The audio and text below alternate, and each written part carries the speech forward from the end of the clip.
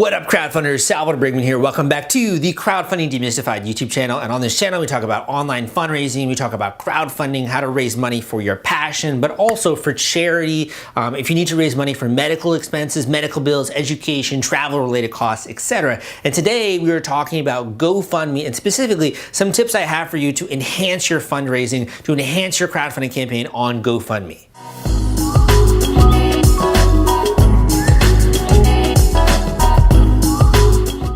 Typically, if you're raising money on GoFundMe, it is for a need. It's for things like medical bills or a memorial fund or costs related to your education. And that's a very different type of fundraising campaign than if you're doing something like on Kickstarter or on Indiegogo. Now, GoFundMe has actually done the breakdown in terms of the stats, and the majority of the actual donations on GoFundMe, the majority of personal crowdfunding campaign donations come from the actual social network of the founder, of the person launching this campaign, or it comes from second degree connections. So this is kind of a little bit of a sticky subject because a lot of people out there, I think, are hoping that strangers are going to support your campaign. And that does happen in some cases. But the first tip that I have for you is you have to be willing to share this campaign with your friends and your family.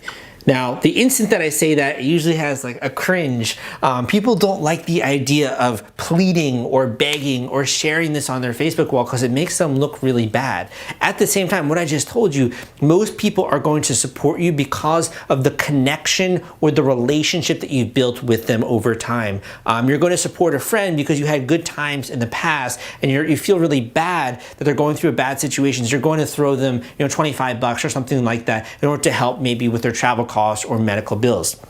You're going to want to share this with your friends and family, but you're also not going to want to just like post this on your Facebook wall. You want to talk a little bit about the story and what happened and try to rope people into a little bit of your world and the things that you're going through, and try to do this in not a pleading fashion, but just a matter of fact fashion, and how supportive and how amazing and appreciative you would be if they would be willing to help you out in this time of need. The more you do things like direct messaging on Facebook or text messaging or emails, the better this is going to work out for you. If you're just doing one Facebook update, only a handful of people are going to see that. Sort of jumping off of this tip, you have to construct a story, a fundraising story. Now, this is obviously a true story, but I want to get into some of the elements of what is that story. So let's just say that you create a GoFundMe campaign. A very simple thing that a lot of people do is they just like put an ask, basically. Like they just have like a title and a little bit of text,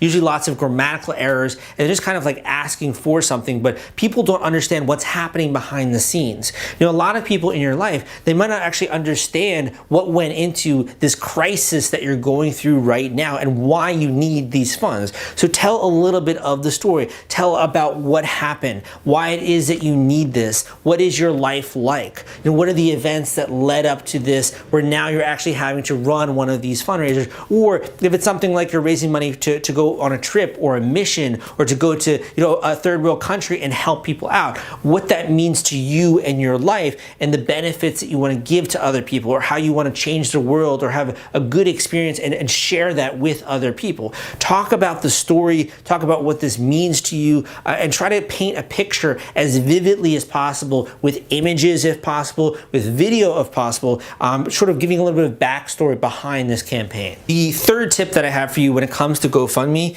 is actually to understand what goes into a transaction and sort of get into the psychology of why someone is going to give money and what they want out of that. Now that sounds very like woo-woo, or like, I guess it sounds very like highfalutin, esoteric. So let me get a little bit more tangible. I'm talking about appreciation and thanks.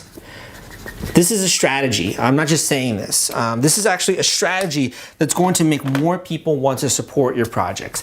So, why does someone give money to someone else, and what do they want out of that transaction? Well, number one, they've done different studies, and the main reason why someone gives money is because, number one, they feel empathy with you. They see your situation, they feel a sense of empathy, like, wow, that must really suck, or I went through something similar, or I can only imagine how you would feel. in that situation, or how I would feel.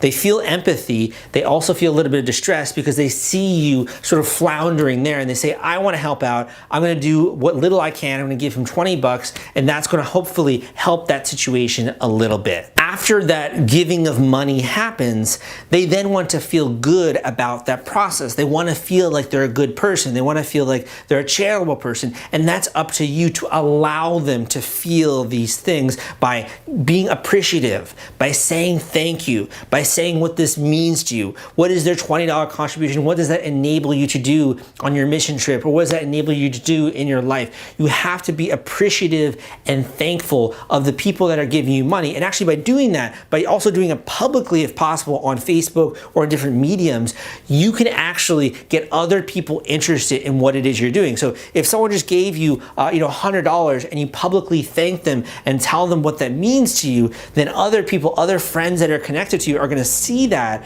and they're then going to check out your campaign and are more likely to support it, because no one wants to be the first one to actually support a GoFundMe campaign. Going back to this subject of emotions, and I actually have a really in-depth blog article, goes more scientific into this, but going back into this, the story is what creates that feeling of empathy with someone else or with a stranger. By having a story, they're able to put themselves in your shoes, feel a sense of empathy, like that must be so horrible. Maybe they feel the same pain that you feel. That causes them to want to give money to alleviate that situation. And then thanks and the appreciation that you do, hopefully publicly, that also allows them to feel good and actually want to help you and share this campaign with their own network. I would say recently, a lot of GoFundMe campaigns have become more scrutinous, or they've gone under a lot of scrutiny by the media because people have tried to raise money and they've just kind of taken that money and run.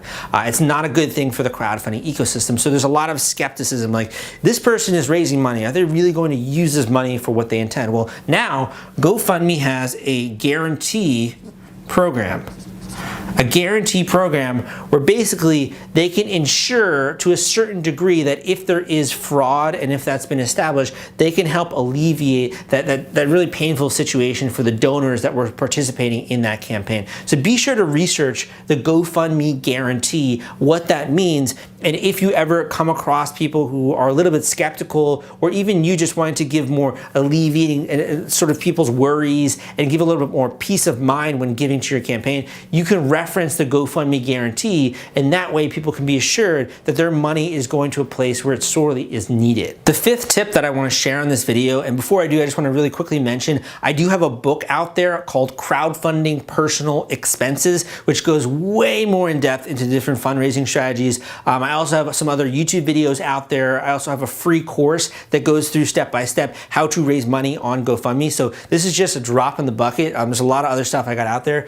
The fifth thing that I want to mention here when it comes to GoFundMe is to use the media. If possible, if you have a story, something that you think will have media appeal in some way, you could always reach out to your local paper. You could always try to send this to different subreddits. You can always try to get the attention of the media. If there's some injustice which you've suffered that you think groups out there or organizations might care about, or if this is something part of something larger, we've seen lots of different GoFundMe campaigns blow up on the news. People who maybe see that certain victims have happened in this horrific Boston bombing, or they've seen these horrible events that have happened around the world, and the internet and the world at large sort of rallies around people and says, yeah, I want to help out. And the media can be a really powerful way to make use of the public nature of GoFundMe and the way that campaigns can be rapidly shared online. I hope you found this video to be helpful and a good starting point for you when you're going out there and trying to raise money on GoFundMe. Again, I have a lot of other great content out there, other videos out there that go more in depth into some of the strategies and also some of the other content. I'll link to all of that down below. If you want more videos like this, be sure to hit that subscribe button and turn on notifications so you get a notification whenever I come out with a new video on fundraising and other different practices related to that. Please don't spam your link below, but if you have any questions, you can leave them in the comments down below. I'll try to get to them, or I'll try to make a video that addresses some of those comments. Again, my name is Sal. Hope you enjoyed this video, and I will see you next time.